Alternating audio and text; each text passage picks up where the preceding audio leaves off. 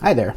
Have you been asked to lower your overall blood sugar? Have you tried doing this but feel like garbage, or feel like when you drop into that so-called normal range, you still feel low? Hang in there because I'll explain why you feel low when high or normal, what to expect when trying to get into this range, and why it's important to stick with the lower range.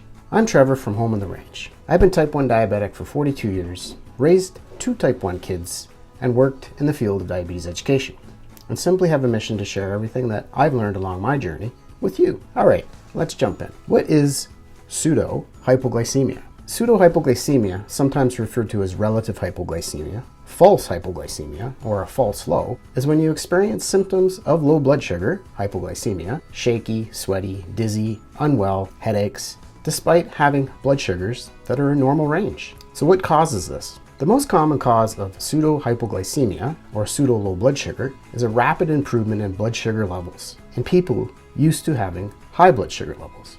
So, as a result, you'll experience hypoglycemic symptoms at blood sugars above the normal 4.0. So for example, if your blood sugar trended around 15 over a long period of time, and you've recently started on some insulin, or changed your medication or diabetes management, now that blood sugar is improving. You'll find yourself experiencing symptoms of low blood sugar when blood sugars are in the normal range of, say, 5 or 6. So chronically high blood sugars can alter your body's set point or threshold for activating the hypoglycemic response or symptoms. Basically, this becomes the body's norm.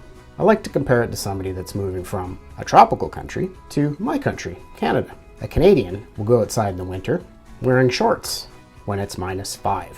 I'm exaggerating, of course, but somebody from another country would consider this crazy. It's going to take them time to acclimatize to the new temperatures.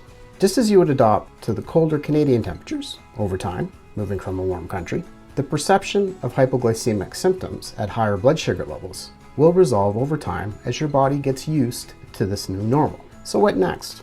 Accept that you will feel like, basically, if you're trying to get your blood sugars from a higher range that you've been in for quite some time into a lower or normal range, you're going to feel low a lot of the time. But test. I always say this in all my videos to make sure you're not really low, and accept the fact that this is going to take time for your body to adapt to this new norm. Work with your medical team and go in stages. So don't go from being 15 all the time to wanting to be in the 6s, and if you are dropping to that low, you're going to feel crappy. So take it in stages. Shoot for a reasonable target.